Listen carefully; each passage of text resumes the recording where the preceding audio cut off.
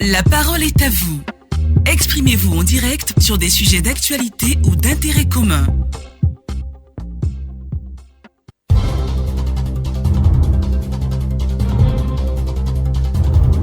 Madame, Messieurs, bonjour, bienvenue à votre tribune d'échange. Le dernier Conseil des ministres a adopté un décret instituant une zone opérationnelle dans le nord du pays, une zone opérationnelle pour lutter contre le terrorisme. Alors, question, comment appréciez-vous l'initiative du gouvernement et puis comment coopérer avec les populations pour réussir cette mission? Deux numéros pour nous joindre, le 20 21 44 48 ou le 20 24 27 87. Et c'est Valentin Kwasi qui est au bout du fil pour vous aider bien sûr à intervenir dans cette émission. D'abord, quelques commentaires sur notre page Facebook. Vous êtes très nombreux à réagir bien sûr sur cette plateforme. Blaise Kwasi de Boisflé. Le décret est certes signé, mais est-il mis en application, s'interroge-t-il? Si c'est le cas, cette opération est à saluer. Tous les moyens, tant militaires que sociaux, doivent être utilisés pour lutter efficacement contre le terrorisme. La population doit pouvoir jouer son rôle d'agent de renseignement. Pourquoi seulement le Nord, alors que les terroristes sont à tous les points cardinaux? Ils sont très mobiles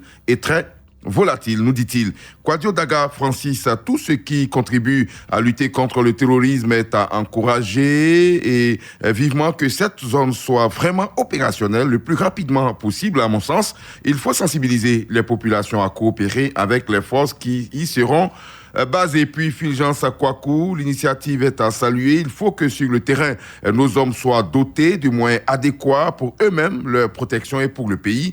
Quant à la population, une bonne collaboration va donner encore de la force dans cette lutte, car lorsqu'il y a attaque de la population, on enregistre également des pertes en vie humaine. Signé donc Fulgence Kwaku depuis Abobo, avocatier. Tout de suite, nous prenons la direction de Logwalé pour retrouver M. Abdoulaye Fofana. Bonjour. Bonjour, M. Adama Bagayoko. On vous écoute.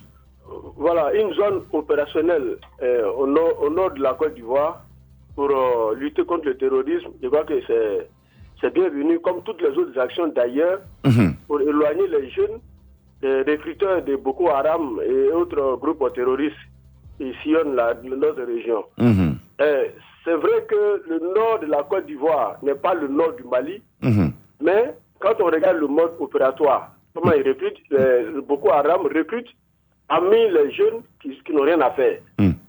Donc, et la plupart, aujourd'hui, je ne dis pas que le nord de la Côte d'Ivoire est pauvre, mais c'est là-bas que, vraiment, quand on fait un calcul, ils peuvent passer par là-bas pour... Souvenez-vous des Kafolo. Bien sûr. Et des Grands Bassam. Ils sont partis du nord pour aller frapper jusqu'au sud là-bas.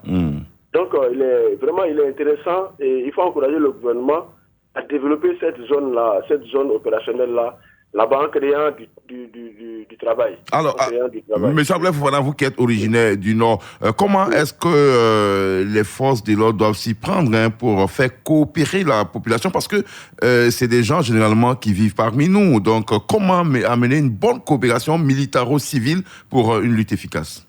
Oui, effectivement, le renseignement est important. Moi, je ne suis pas du corps de l'armée, mais je sais que le renseignement est très, très important. Dans le dispositif ivoirien, il y a les renseignements généraux, les RG, comme on les appelle. Oui.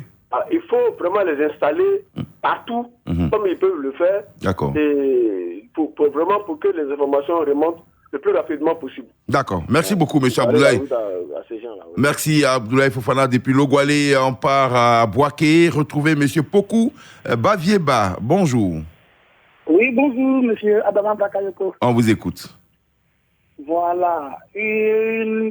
Un système opérationnel pour lutter contre le Boko Haram ou bien le terrorisme au niveau du Nord. Je pense que c'est une initiative à saluer. Dans la mesure où tout ce qui touche à la sécurité, c'est tout le pays qui doit être impliqué. Alors, du côté de la population, moi, je pense que, comme je l'ai dit dans mon commentaire, ils doivent souscrire ou bien ils doivent s'alléger derrière la décision qui est prise par l'État. D'accord. Et au niveau de l'État, moi, je pense que tous les moyens doivent être mis à l'endroit des corps pour la bonne marche de cette initiative-là. D'accord. C'est bien noté. Monsieur Pokou Bavieba, depuis Boaké, excellente journée donc à toute cette population du centre de la Côte d'Ivoire. Et nous allons maintenant à Kablancro, c'est vers Agnassoué, avec monsieur Essinda Sévérin. Bonjour. Bonjour, monsieur Adam Bakayoko. On vous écoute. Ah, ça c'est une bonne décision.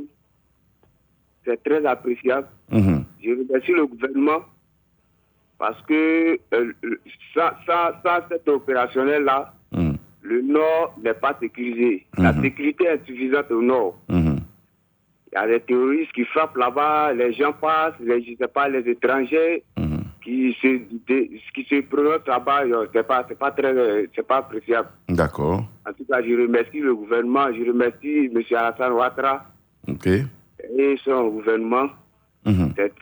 Cette opérationnelle est très importante. Ok, d'accord. Mais M. Adama Bakayoko. Oui, monsieur Essi. Bon, votre collègue, M. Essi, est en deuil. J'ai perdu ma maman depuis, ça fait 2 jours. Ok. Ah, oui. Vraiment, toutes nos condoléances à vous, monsieur Essinda Sévérin. Toutes nos condoléances. Et puis, que Dieu accueille votre mère auprès de lui dans son royaume céleste. Bonne journée et beaucoup de courage à vous, monsieur Essinda Sévérin. Voilà donc à l'instant monsieur Essinda Sévérin qui est à Agnassoué, précisément à Kablancro, et on part à Bakanda. J'espère que je prononce bien ce nom avec monsieur Baudouin Ignace. Bonjour. Bonjour. Vous êtes bien à Bakanda? Oui, ça va peut-être ici à Bakanda. Bakanda, c'est vers quelle région? Juste de Grand Laou. De Grand Laou, ok. Donc dans le sud de la Côte d'Ivoire. On vous écoute. Précisément, vraiment, on est touché, vraiment touché. Le gouvernement a fait des efforts. Mais seulement, il faut couvrir toute la région. Oui. Tout le pays. Pas seulement le nord. Ça veut dire qu'il y a une zone opérationnelle au nord, mais il faut rester aussi vigilant dans les autres parties du pays. Seulement le nord. D'accord. Je suis très vigilant. D'accord. C'est bien noté. Ce matin. C'est compris. On vous a compris, monsieur Baudouin Ignace, qui salue la naissance donc de cette zone opérationnelle dans le nord de la Côte d'Ivoire, mais qui en même temps demande à l'État d'ouvrir aussi les yeux dans les autres parties du pays, car si le nord est traqué, certainement qu'ils voudront passer par d'autres portes d'entrée. On part maintenant à Benouin. C'est bien cela. J'espère que je prononce encore bien avec l'orthographe que le réalisateur nous fait parvenir. Monsieur Bruno Kouigbe, bonjour. Bonjour, monsieur. Vous êtes bien à Benouin? Oui, bien sûr. D'accord, à la frontière avec le Libéria. Tout à fait. On vous écoute. Alors, il faut considérer cette décision comme le point de départ de la sécurisation des frontières ivoiriennes. Parce que si on a mis un poste comme ça au nord, tout à l'heure, il y a un qui disait que rien ne peut passer par d'autres frontières. Bien sûr. Donc, il faut commencer au nord, mais il faut étendre ça à toutes nos frontières ivoiriennes. D'accord. C'est vraiment intéressant, oui. Ok. Oui. C'est bien noté. Merci beaucoup à vous, monsieur Bruno Kouigbe, qui nous appelle à l'instant de Benouin. C'est donc entre Toulepleu et Zonouien, là-bas, à l'ouest de la Côte d'Ivoire. On retourne ici à Abidjan avec monsieur Zon Gaston Laoui, depuis Biétry, ici même à Abidjan. Bonjour. Bonjour, mon frère. Sans oublier le frère à la belle vitrée. Valentin Kwasi, il s'appelle. Oui, c'est ça. On vous écoute. Ok. Vraiment, je pense que c'est une très bonne opération. Et j'allais même dire, ceci peut bien renforcer même les capacités des troupes déjà déployées dans les frontières. Là. Alors, où on signalement des cas étranges. C'est une force même, je crois, défensive qui pourra donner la joie aux habitants dans ces endroits qui sont toujours menacés. Le cas de Kafolo, le 11 juin, je crois, dernier, où il y a eu 14 soldats décédés et 5 blessés. Donc, je sais quand même, avant, on parlait de surveillance et tout ça au niveau des frontières, mais cette fois-ci, je souhaiterais qu'il faut vraiment que cette surveillance passe, en tout cas la défensive, et surtout au renforcement des capacités opérationnelles déjà en place. Maintenant, la population doit signaler et informer les forces de l'ordre en place. En cas vraiment de quelque chose qu'ils perçoivent, c'est très important. Parce que quand il n'y a pas d'information et entente à les forces de l'ordre, ce n'est pas bon. D'accord. En tout cas, merci au gouvernement en tout cas d'avoir trouvé vraiment cette astuce. Et merci aussi à la radio Côte d'Ivoire, que j'ai toujours apprécié. Merci à vous. Merci. Continuez de rester fidèle au programme de Radio Côte d'Ivoire. On part ici avec M. Bomisso Mathieu qui est encore là ce matin. Bonjour. Bonjour, M. Adama Bakayoko. On vous écoute. Je crois que l'idée est la bienvenue. D'abord, nous devons merci d'avance au gouvernement. Toute action menant à contrer le terrorisme est la bienvenue. Car la paix et la sécurité des Ivoiriens occupent toute une place de soin dans le programme du gouvernement. Cependant, je demandais au gouvernement d'occuper il faut que nos forces de l'ordre soient très bien équipés. Oui. Parce que les terroristes, vraiment, ils sont vraiment armés. Donc, il faut plus savoir armés et que la population joue franc jeu. Et pas donner de fausses informations à la police et autres. Donc, vraiment, il faut que la population joue franc jeu, qu'ils donnent les bonnes informations au bon temps parce que personne n'est épargné. D'accord. Ils sont tous épargnés. Nos forces de l'ordre, comme la population. Donc, vraiment, je dis merci au gouvernement pour le bonheur des Ivoiriens. Merci et bonne émission à vous. Merci, bonne journée à vous, Aïssia, M. Bomisso. Mathieu, rapidement, quelques commentaires sur notre page Facebook avec M. Servet Mambé.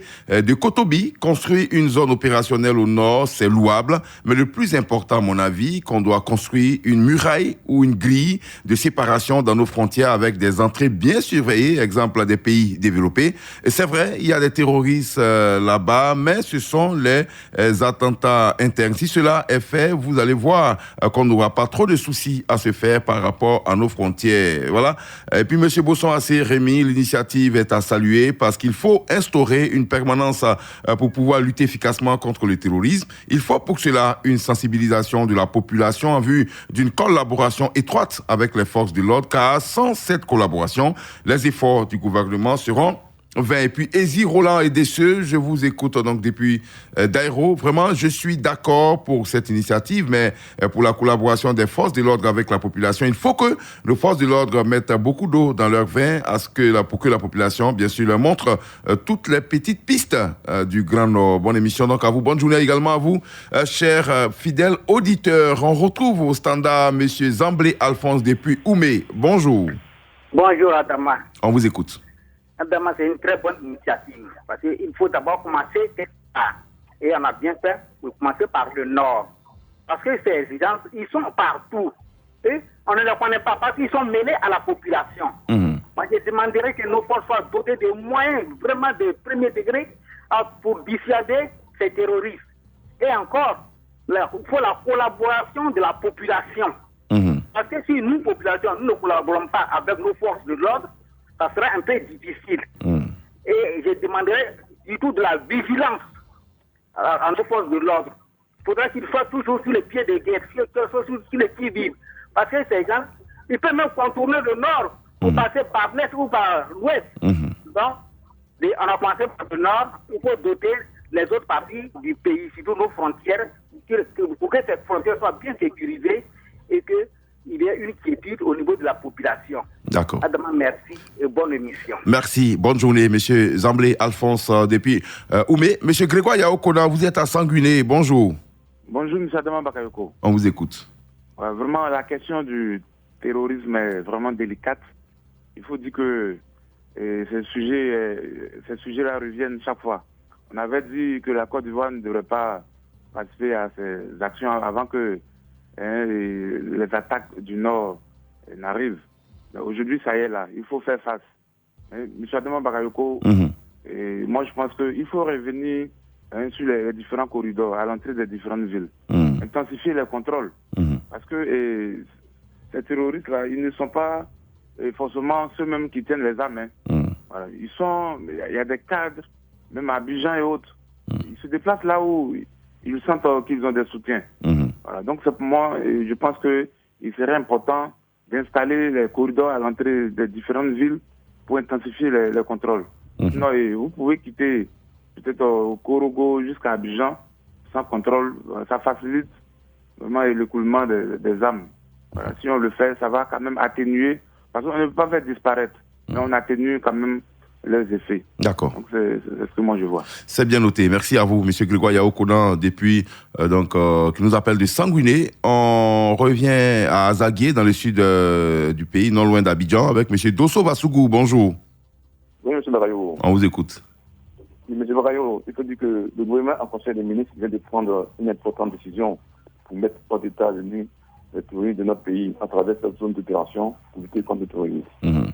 Barayo, cette initiative va permettre à nos forces de sécurité et de défense de prévenir et de contre-attaquer les ennemis.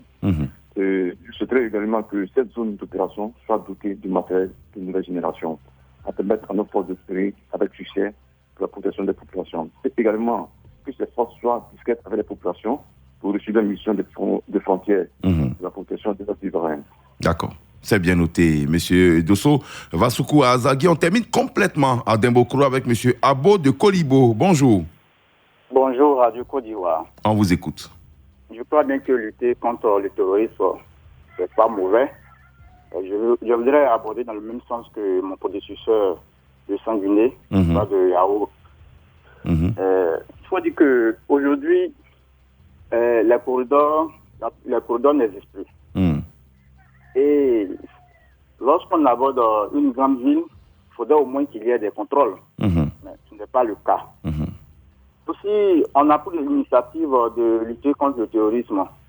De façon théorique, on pourrait dire que, bon, peut-être que la Côte d'Ivoire est dotée d'équipements, mais est-ce que sur le terrain, c'est le cas? Il y a ça aussi qu'il faut vérifier. Et quant à nos forces de l'ordre, il est important qu'ils prennent conscience de la mission qu'il est assigné, parce que bien souvent, tu vois dans des postes de contrôle qu'ils ne sont même pas vigilants. À chaque fois, on vient les prendre en embuscade. Quand c'est comme ça, c'est pas bien. Et quant à la population, il faudrait qu'il y ait un service de renseignement sérieux, fort, de sorte que quand on voit une chose d'Allemagne, on puisse contacter nos forces de l'ordre. Et je vais conclure pour dire que il faudrait qu'on mette aussi un numéro vert en circulation, de sorte que tout individu qui voit des personnes qui ont un comportement hors du commun puisse appeler pour que les responsables puissent venir vérifier.